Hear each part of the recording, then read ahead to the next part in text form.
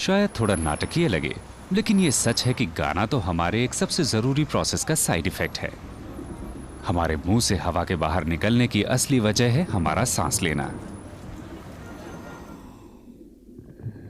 अगर हम कुछ पल के लिए भी सांस रोक लें तो हम जिंदा नहीं रह पाएंगे। हर बार सांस लेते वक्त हमारी नाक और मुंह थोड़ी सी हवा खींच लेते हैं।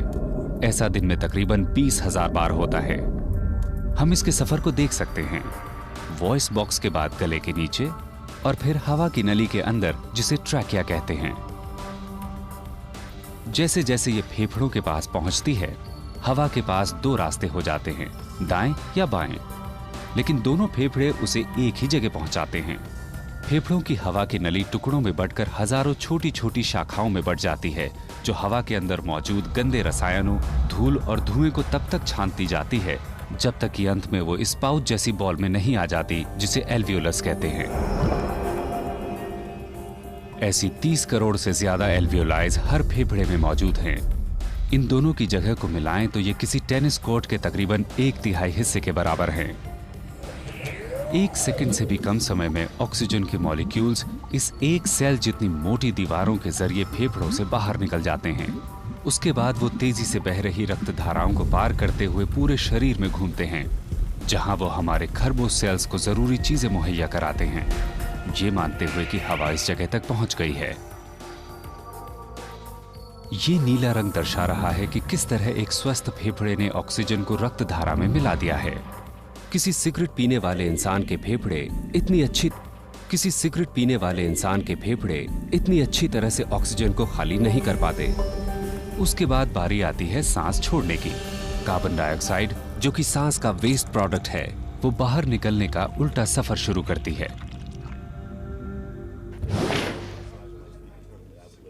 दूसरा इनहेलेशन और हमारी सांस लेने का साधन हमें कभी बढ़िया तो कभी घटिया नतीजों वाला एक और तोहफा देता है।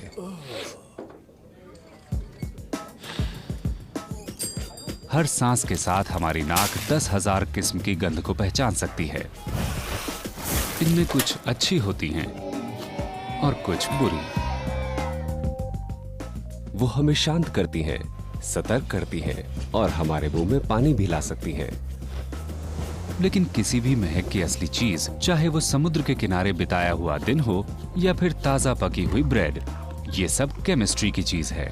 आइसोब्यूटाइल एसीटेट, फेनिलिक एसिड और 300 अलग किस्म के रसायन एक साथ मिलकर चॉकलेट की जानी पहचानी गंध बनाते हैं। गुलाब का दूसरा नाम शायद फिनाइल इथाइल अल्कोहल हो सकता है। और जब मछली बासी हो जाती है तो उसमें ट्राइमेथिलेनामीन की वजह से बदबू आती है, जो उसके अंदर पलने वाले बैक्टीरिया का बाय प्रोडक्ट है। कोई भी रसायन हो, हमारी नाक के अंदर एक छोटा सा हिस्सा मौजूद है जिसमें तकरीबन 1 करोड़ सेल्स हैं जो उसे सूंघने को तैयार बैठे हैं। इन सेल्स की सतह पर अलग अलग किस्म के हजारों रिसेप्टर्स मौजूद होते हैं। जब सही रासायनिक गंध अपने सही रिसेप्टर से मिलती है, तब एक इलेक्ट्रिकल सिग्नल दिमाग को भेजा जाता है और उसके बाद हमारी इनक्रेडिबल मशीन उसे सूंघ पाती है। कुल मिलाकर हमारा रेस्पिरेटरी सिस्टम एक साथ कई काम करने में माहिर है। वो चाहे हर सांस के साथ आने वाली हजारों किस्म की गंध को अलग करना हो या फिर सांस छोड़ते वक्त हजारों किस्म की आवाजें निकालना हो। इसका बाय प्रोडक्ट चाहे कितना लुभावना क्यों ना हो, पर सांस लेना ज्यादा अहम है।